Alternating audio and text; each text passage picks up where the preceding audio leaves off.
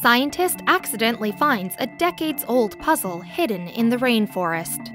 Although we know a great deal about every corner of our planet, there are always more mysteries lurking. One scientist learned that when he conducted an ambitious expedition into the jungles of Mozambique. The journey would be like no other, and the bizarre discoveries he found there would change him. Conservationist Julian Bayliss always dreamed of grand adventures. He yearned to travel the world and see sights never before witnessed. Often he would scroll through Google Maps, daydreaming about the possibilities.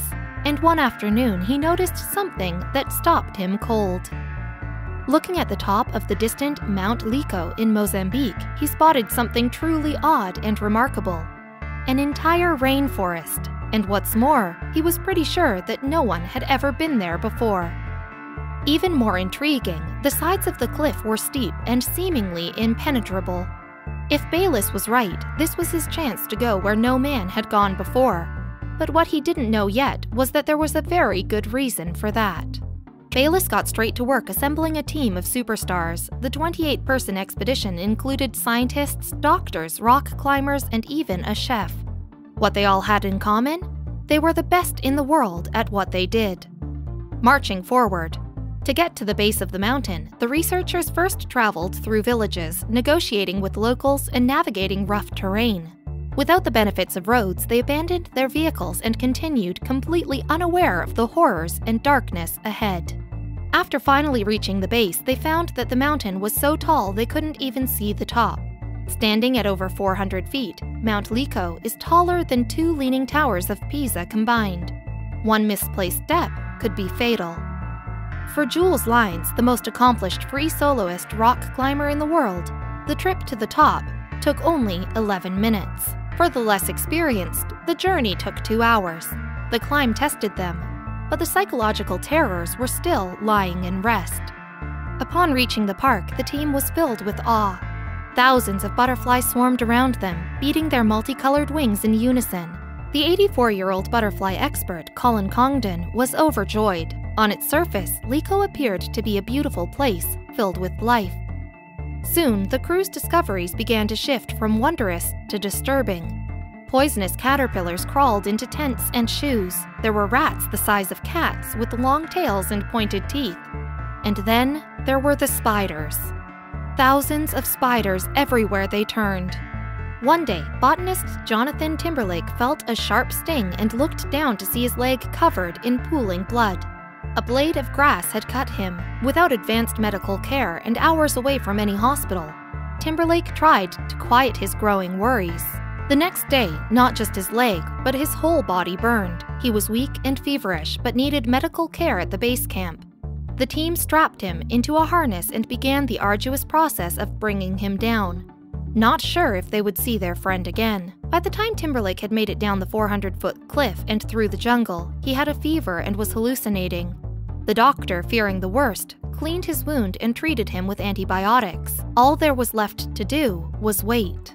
Miraculously, Timberlake made a full recovery, though he decided to spend the rest of the expedition at the base camp.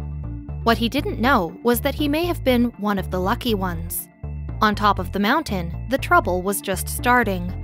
They hadn't anticipated the strange and horrifying creatures they came into encounter with on the top of the mountain, and a lack of birds made the forest eerily silent. The only audible sound was their own footsteps trudging through the darkened jungle. Then came a discovery that completely changed everything they thought they knew about Mount Lico. Walking along a stream beneath a thick brush of trees overhead, one of the team members shouted out in exclamation. He had found something truly inexplicable. Nestled along the water's edge were 3 handmade pots on this supposedly unexplored mountaintop. Bayliss felt a cold chill go down his spine. As a scientist, he was usually ready for the unexpected, but he could feel something sinister lurking beneath the surface. The team got to work solving the mystery. Some of them guessed the pots had been used for religious ceremonies that beckoned the rain during a dry year. The explorers asked locals if they'd ever heard of anyone attempting to climb Lico before. To their surprise, the elderly natives did have some clues.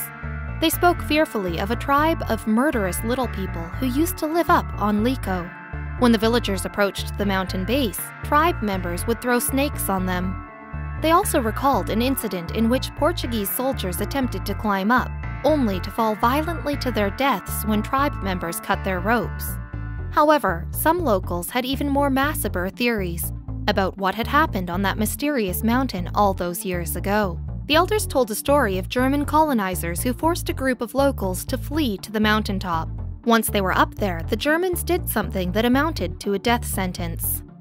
The colonizers cut the rope of the villagers used to climb up. They were left stranded with little food and no way to return to their homes.